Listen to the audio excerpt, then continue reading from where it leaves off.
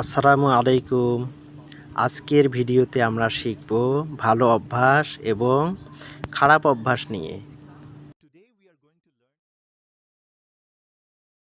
হাত ধোয়া খাবারের আগে এবং টয়লেট এর পর অবশ্যই ভালোভাবে সাবান দিয়ে হাত ধুতে হবে।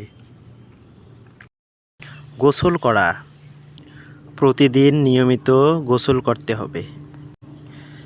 নাম্বার ৩, খাবার খাওয়া প্রতিদিন সময় মতো খাবার খেতে হবে এবং স্বাস্থ্যকর ভিটামিনযুক্ত খাবার খেতে হবে, যেমন শাকসবজি, ফলমূল, দুধ, ডিম ইত্যাদি। নাম্বার ৪, পানি পান করা একজন ছোট বাচ্চার দৈনিক ১.৫ থেকে ২ লিটার পানি পান করা প্রয়োজন।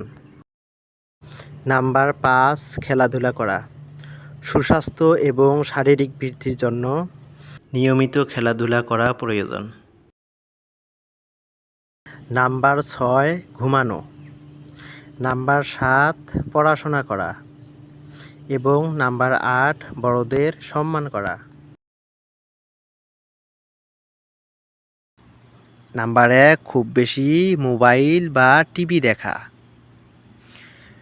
২, অস্বাস্থ্যকর খাবার খাওয়া, যেমন chocolate, burger, biscuit, ice cream, chips ইত্যাদি।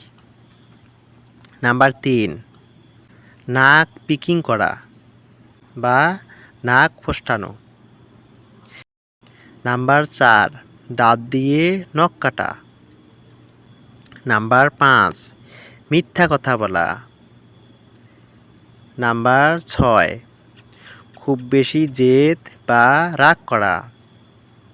নাম্বার ৭, বন্ধুদের সাথে মারামারি করা।